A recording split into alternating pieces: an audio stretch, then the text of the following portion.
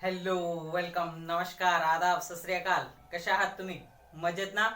बघा मित्रांनो, आपण शिकत आहोत चॅप्टर ग्रॅव्हिटेशन. आणि ह्या चॅप्टरच्या कालच्या लेक्चरला आपण काय बघितलं?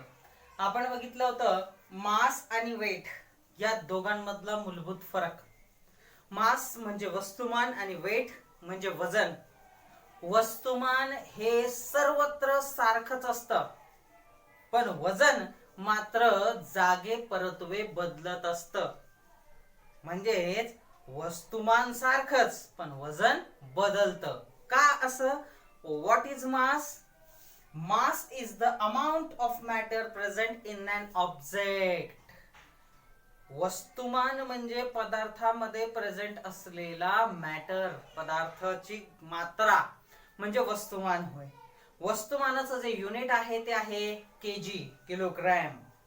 दुसरीकडे what is weight? The force with which the earth attract the object is called weight. ज्या बलाने पृथ्वी वस्तूला स्वतःकडे आकर्षित करते ते म्हणजे त्या वस्तूचं वजन. मग इथं फोर्स आला म्हणजे सूत्र आलं F is equal to mg.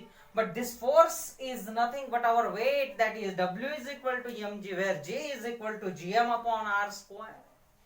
आणि व्हॅल्यू आपल्याला माहिती ती 9.8 मीटर पर सेकंड स्क्वेअर. मग what is weight? That is mass into acceleration due to gravity.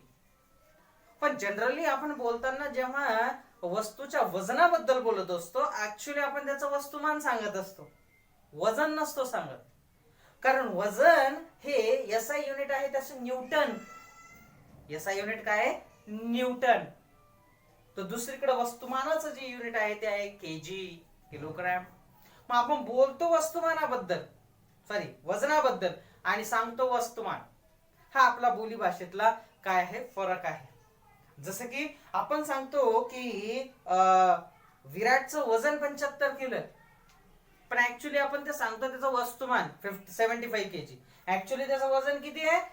9.8 into 75 which is 735 Newton. आलं लक्षामध्ये? असो, तर हे तुम्ही परीक्षेसाठी जरा व्यवस्थित करून ठेवा, वजन आणि वस्तुमान. आजच्या लेक्चरला आपण काय बघणार आहोत? तर आज आपण पुढे सरकणार आहोत आणि आपण बघणार आहोत ह्याच कॉन्सेप्ट वरती एक एक्झाम्पल. एक्झाम्पल हे तुम्हाला पेज नंबर 10 वरती देण्यात आलेलं आहे. बघा तुमच्या स्क्रीन वरती काय एक्झाम्पल सोडवलेलं आहे.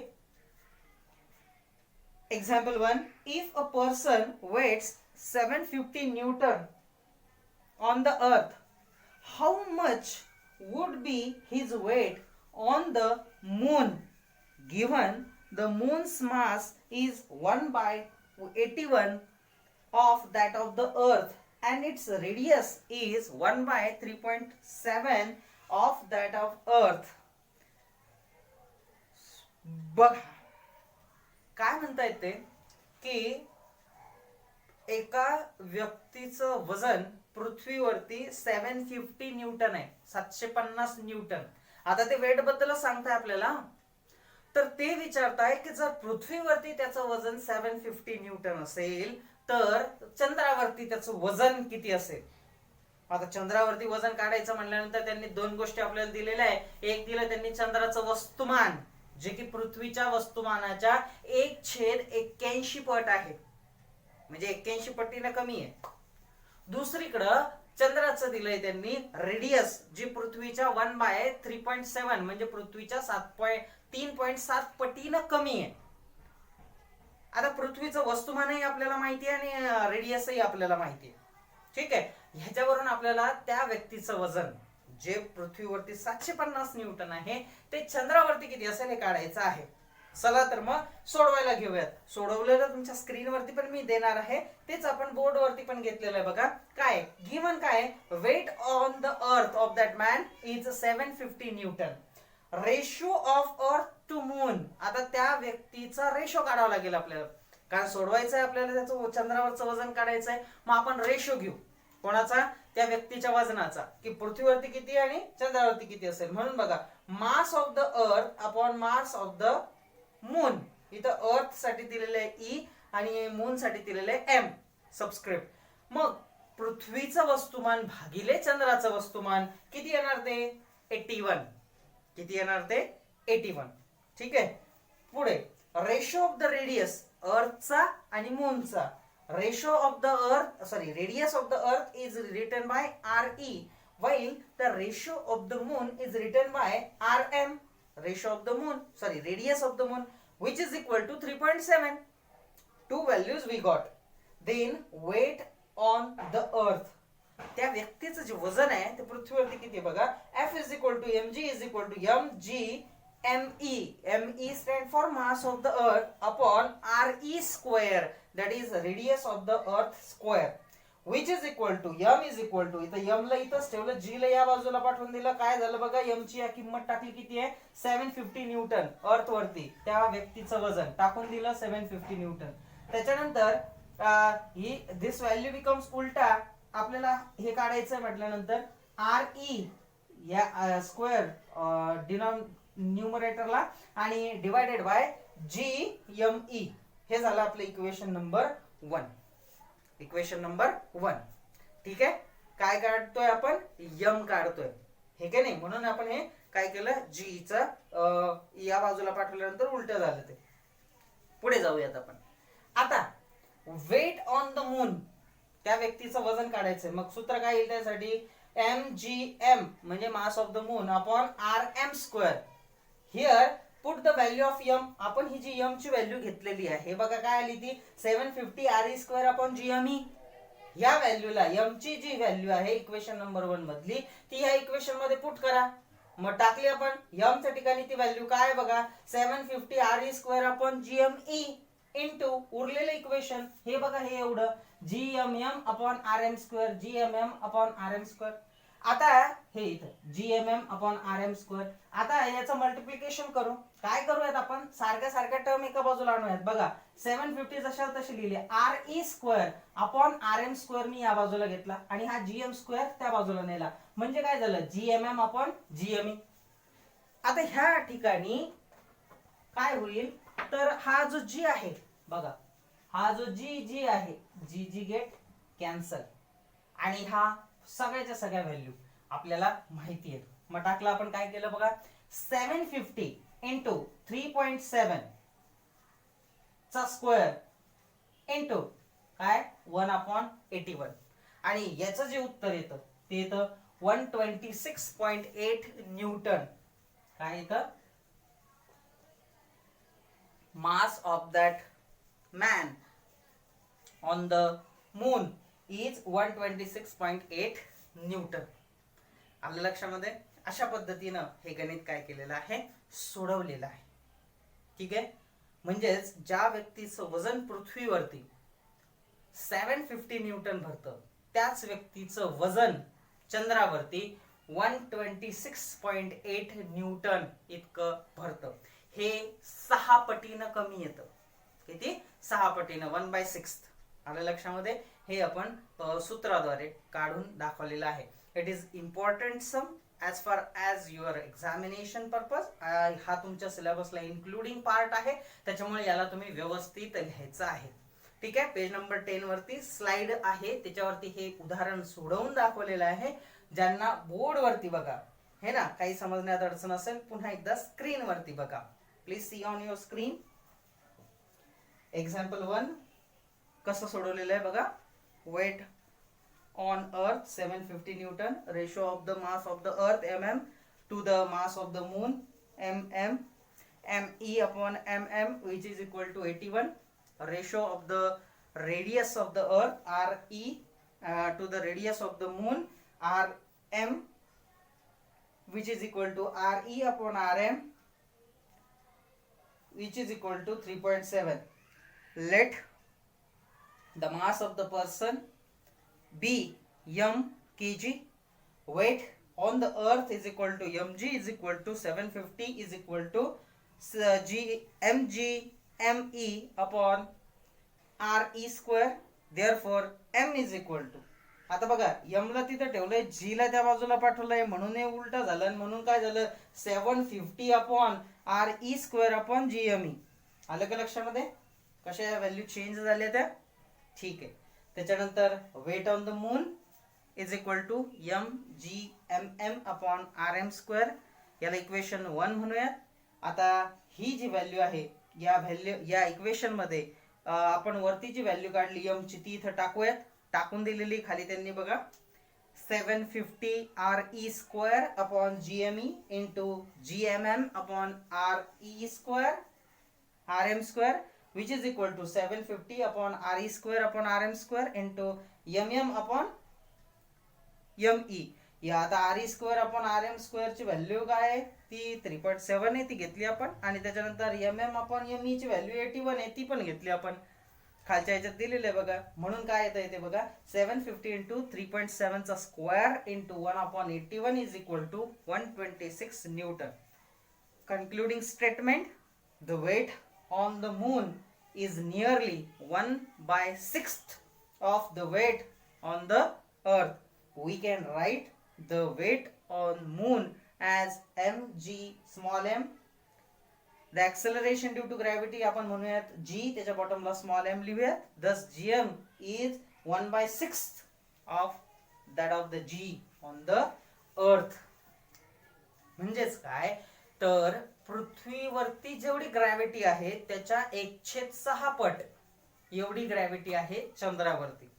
साध्या भाषेत समजायचं झालं तर चंद्राची ग्रॅव्हिटी 6 पटीनं कमी आहे पृथ्वीपेक्षा. उलट्या भाषेत समजून सांगायचं झालं तर पृथ्वीवरची ग्रॅव्हिटी 6 पटीनं जास्त आहे कोणाच्या, चंद्राच्या. आणि म्हणूनच वजनाच्या बाबतीत ते घडतं की ज्या व्यक्तीचं वजन पृथ्वीवरती 750 न्यूटन आहे त्या व्यक्तीचं वजन चंद्रावरती फक्त भरेल 126.8 न्यूटन, म्हणजे 6 पटीनं कमी. आले लक्षामध्ये. त्याच्यानंतर पुढे आपण जाणार आहोत आणि पुढे आपण बघणार आहोत gravitational waves. Do you know. बघा मित्रांनो, जसं तुम्ही एखाद्या तळ्यामध्ये दगड टाकला तर तरंग निर्माण होतात, तसंच एका सतरंजीच्या 2 टोकांना धरून तुम्ही हलवलं तर लहरी निर्माण होतात, तरंग निर्माण होतात. त्याच पद्धतीनं सूर्यकिरण हे सुद्धा एक तरंगाचा प्रकार आहे. त्याला आपण इलेक्ट्रोमॅग्नेटिक वेव्स असं म्हणतो. तसंच X ray, alpha ray, beta ray, gamma ray हे सुद्धा सगळेच्या सगळे तरंग आहेत. त्याचप्रमाणे ग्रॅव्हिटेशनल वेव्ह म्हणजे गुरुत्वाकर्षणाची सुद्धा तरंग आहे. प्रत्येक ऍस्ट्रॉनॉमिकल ऑब्जेक्ट ही गुरुत्व तरंग सोडत असते. हे गुरुत्व तरंग सोडत असते. पण ही जी तरंग आहेत ही खूपच काय म्हणतात त्याला सूक्ष्म आहेत, खूपच कमी आहेत. आणि म्हणूनच अत्यंत संवेदनशील उपकरणांची गरज असते यांना नोटिफाय करण्यासाठी, यांना तपासण्यासाठी, यांना ग्रहण करण्यासाठी. आजवर आपण जी अवकाशाबद्दल आणि आपल्या युनिव्हर्स बद्दल माहिती मिळवलेली आहे ती ह्याच जोरावर मिळवलेली आहे की प्रत्येक ऑब्जेक्ट कडून येणारे तरंग, ते तरंग आपण यंत्राद्वारे ग्रास्प केले, ग्रहण केले आणि ते मोजले, त्यांचं अनुमान काढलं, त्यांना काय सांगायचं आहे, त्याच्यातून काय माहिती मिळते ती आपण काय केली, हस्तगत केली. त्याच पद्धतीनं हे गुरुत्व तरंग सुद्धा आहे. अल्बर्ट आइन्स्टाईन यांनी 100 वर्षापूर्वी साधारणतः 1916 साली या गुरुत्व तरंगांविषयी आपल्याला माहिती दिली होती. त्यांच्या अस्तित्वाबद्दल यांनी सांगितलं होतं. आणि आज त्यांच्या 100 वर्षानंतर त्यांनी सांगितल्यानंतर हे गुरुत्व तरंग भारतीय शास्त्रज्ञांनी खूप मेहनत करून शोधली आहेत. महत्वपूर्ण वाटा भारतीय शास्त्रज्ञांचा यांच्यामध्ये आहे. अत्यंत संवेदनशील उपकरणं त्यांनी ही गुरुत्व तरंग ग्रहण करण्यासाठी बनवलेली आहे. कारण हे फार क्षीण असतात गुरुत्व तरंग. जसं सूर्यकिरण हे जास्त पॉवरफुल असतात, जास्त मेजरेबल असतात, त्याच्यामुळे ते पटकन ग्रास्प होतात. दुसरीकडे गुरुत्व तरंग अत्यंत सूक्ष्म असतात. मग अशा सूक्ष्म तरंगांना शोषून घेण्यासाठी, ग्रहण करण्यासाठी अत्यंत संवेदनशील उपकरण जे बनवलं गेलेलं आहे त्याला म्हणतात लिगो. LIGO. मग लिगो म्हणजेच काय, laser interferometric gravitational wave observation. काय, laser interferomagnetic gravitational wave observation. काय आहे? Laser interferomagnetic gravitational wave observation. आता पुढे सरकूयात आपण आणि पॅरा दिसतोय तुम्हाला बघा. Gravitational wave. Waves are created on the surface of the water when we drop a stone into it. Similarly, you must have seen the waves generated on a string when both its end are held in a hand and it is shaken. Light is also a type of wave called electromagnetic wave. Gamma ray, X-ray, ultraviolet ray, infrared, microwave and radio waves are all different types of electromagnetic waves. Astronomical objects emit these waves and we receive them using our instruments. All our knowledge about the universe has been obtained through these waves. Gravitational waves are very different type of wave. They have been called as a wave on the fabric of space-time. Einstein predicted their existence in 1916. These waves we are called are very weak and it is very difficult to detect them. Scientists have constructed extremely sensitive instrument to detect the gravitational wave emitted by astronomical sources.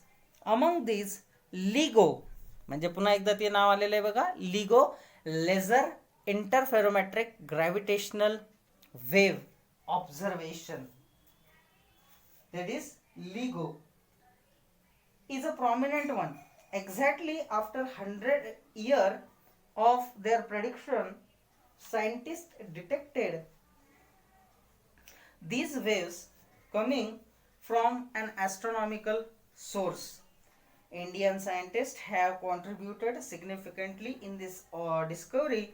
This discovery has opened a new path to obtain the information about the universe. म्हणजे काय? हे ज्या gravitational wave आहे हे अत्यंत सूक्ष्म अशा आहेत, वेगळ्या प्रकारच्या आहेत. यांना अति संवेदनशील यंत्राद्वारे आपण ग्रहण करतो. ते यंत्र आहे LIGO, laser interferometric gravitational wave observation. भारतीय वैज्ञानिकांचा यांच्यामध्ये खूप मोठा हिस्सा आहे.